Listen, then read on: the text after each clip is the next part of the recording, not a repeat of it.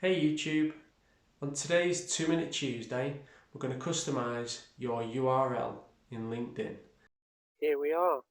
So this is your LinkedIn profile and mine specifically. So if you look in the top corner, you have linkedin.com/in/Alan Langdon. Now I've customized this LinkedIn header. So yours might look like your name, dash, loads of different numbers, a couple of exclamation marks, maybe a percentage mark. Doesn't really look very professional, and when you're trying to share your profile across social media, it doesn't look great.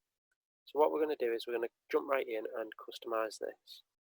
So once you're at your profile screen like this, if we go into the drop down menu, settings, you come up with your profile like this. If we go into edit public profile, so then you've got your public profile, which is available for everyone to see. Here you can customize visibility, but we're interested in the custom URL.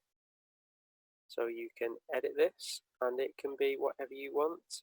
Just make sure that you follow the instructions there, which is that your custom URL must contain 3 to 100 letters or numbers.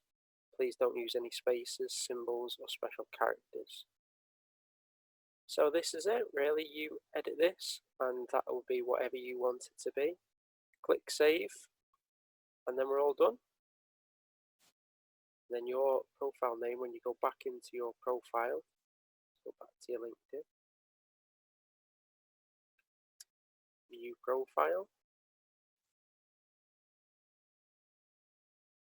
and there it is, your custom header.